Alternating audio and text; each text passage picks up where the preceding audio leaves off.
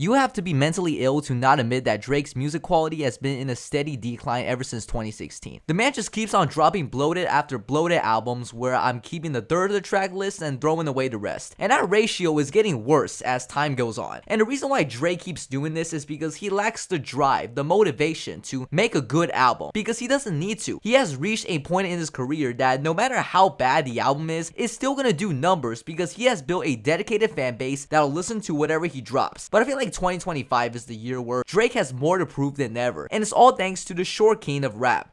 Kendrick Lamar, who not only won the biggest rap beef of the 2020s, but has continued to see success off of his victory lap. I say all of this to make a point that Drake making this collab album with PND, someone from his label that he has worked with for many years, is probably the best move by him. I don't know about you guys, but right now, I can't take Drake seriously as a rapper. Maybe that can change next year, but when you have been rapping about being a persona that you are clearly pretending to be, I can never listen to your shit the same again. Now, even though Drake is not acting tough on this project, my expectations were pretty low. I basically expected the least out of this thing, given that I had mixed feelings about the snippets and that both Drake and PND just haven't came out with good albums of their own for a very long time. So yes, I did expect this album to be bad.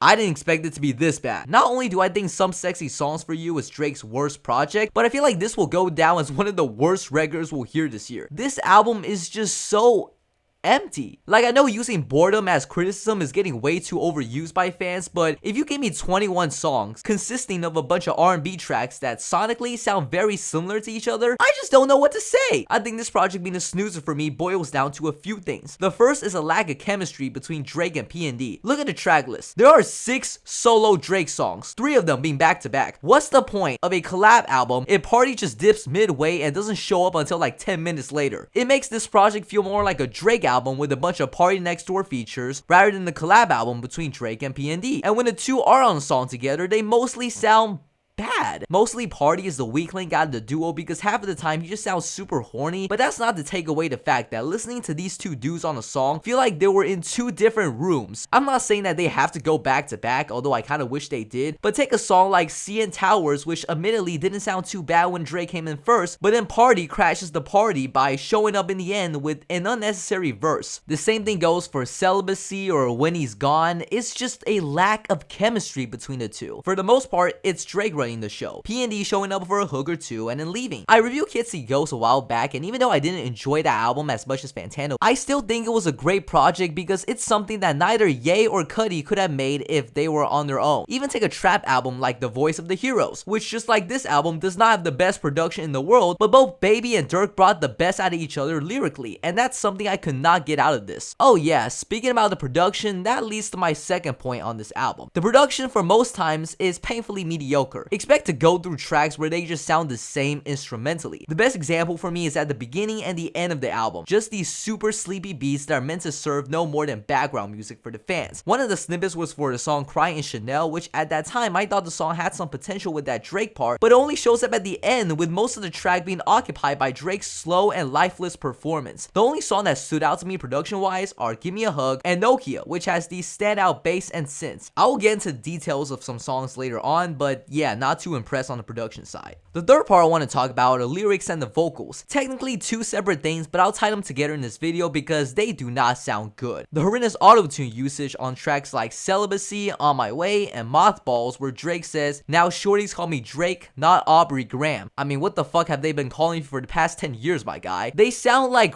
robots. Robots with no emotions. And it's confusing to me because both PND and Drake have the talent, the ability to sing somewhat well. I'm not gonna say that they're the best singers in the world, but this amount of auto-tune on their voice is some shit Nav does on his songs. And wow, the lyrics. These two for the most part talk about nothing except topics revolving around casual sex, heartbreak, and taking your bitch because they're richer. I mean, this was such a lazy project. The track Something About You with a repetitive hook, I bet they came up with that shit in 5 minutes. The track Spider-Man Superman is even worse. Drake is talking about how he can't save this girl because she mistook him as Spider-Man or Superman. I know I sound goofy, but that's exactly how the song goes. One of the worst songs on this album for me was Glorious, where Drake tries to do an Ice Spice and Central C flow. Just who the fuck asked? One, they're two of the most mid artists in the industry right now, and two, it doesn't even sound good. At least when you tried to be like Doug on Mob Ties, it sounded cool. What the fuck is this track doing on an R&B album? Brian Stelly is Drake low-key doing a Lil Yachty impression. Oh, actually, Steele. I knew he couldn't spell after knowing that vegan cookie recipe. Named after Doug's attorney that helped him get out of jail. He said, broski hit me, said put all the beef on the side, I can't. And now we have to talk about the beef because you just have to. I was kind of messing with the narrative on Small Town Fame where Drake talks about how he has lost a bunch of friends and close ones from it. He does have a little ignorant tone, but it's better than Raining on Houston, where Drake tries to play victim with this bar saying, the hate from this year is confusing, my love. I can't see things getting much smoother, my love. How do you penetrate this amount of delusion? You had everyone clowning on you for launching a lawsuit against Not Like Us, and yet you're confused? You can't just sneak diss so many people for years, then proceed to get mad that the same people you sneak dissing retaliate against you at one point. A big part of why Drake is in this sticky situation right now is because of Drake, his past behavior, whether it's with other rappers or with underage women. The song Give Me a Hug is probably the best song on the album.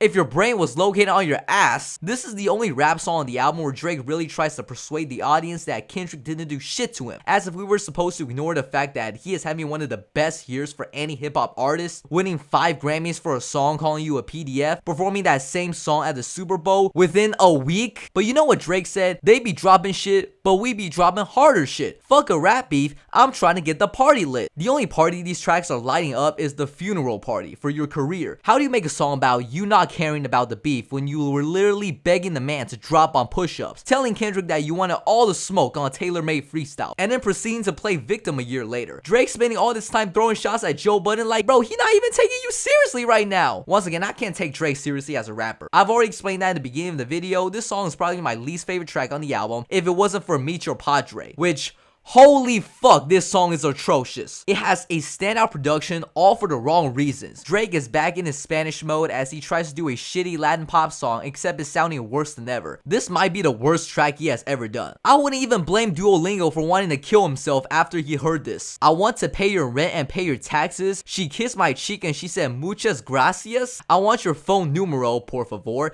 I see your body is like Coca-Cola. Whoever greenlit this idea to you, send them to Somalia, bro. They don't deserve to live. I hate when artists design albums to be consumed not as albums but as playlists, a bunch of tracks that are really inconsistent with quality, leaving a listener to go in themselves and pick a track or two they like. If you like to review albums like this, it's fine, but that's not how I do things around here. This practice, in my opinion, destroys what albums are supposed to be because they should be embodied as a whole piece of work, not as a jumbled list of songs here and there. Overall, I found this project to be almost joyless. Drake is at a point where he needs to prove himself more than ever, and not only did he fail to meet such expectations, he made the worst album of his career. This is terrible R&B, and as a result, I'm feeling a 1 on this album.